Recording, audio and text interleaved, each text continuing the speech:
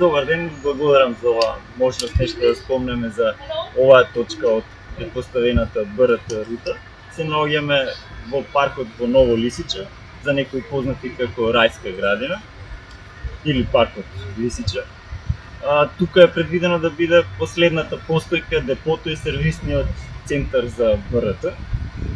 Другата е во Ѓорче Петров и тоа подразбира на самово место, како што гледате, парков, да се овозможи тој превоз, да се паркираат сите возила, еден прилично голем паркинг, се уште не е утврдено дали ќе 7 хектари површина или 4,8 хектари. Но отприлика на местото сме каде што тоа треба да се развие тука. Интересната работа е дека овој парк веќе десетина години тука е заживеан, луѓето се навикнати да го употребуваат за прошетки, рекреација, джогинг, пословуваат ротендани детски. И секако идејата за БРТ е посакувана, сите не сакаме поквалитетен живот и подобар јавен превоз, ја поздравуваме идејата и воен сакаме да порачаме дека постои решение каде што ќе се вклопат и паркот, не се исклучуваат едно со друго.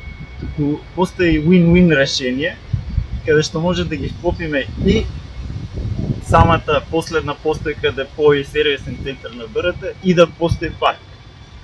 Наместо да се компензира паркот, ја имаме таа, да речем, идеална состојба тука. Од спротивната страна на оваа постојка исто така има државна површина, државно земјиште со исто така површина од над 7 хектари, сосема доволно да се изведе постојката, само би било од другата страна на улицата, зашто тука планирано да се пробие февруарски поход се до Вардар и да се пробие понатаму и мост на Перонак. Така што техничкиот дел од решението делува изводливо, има логично образложение што би било многу поштедливо за ресурсите на градот и на граѓаните. И би се поштедила сите оваа тука зелена површина. Работата е дека бараме, молба едно упатувам до градските власти да го разгледаат тој предлог и да размислат, да покажат малку добра волја за интервенција која што е во текот можна, затоа што сега се изработува се уште генералниот урбанистички план и би можело да се интервенира со соодветна пренамена на земјиштето, за да ги имаме и двете придобивки.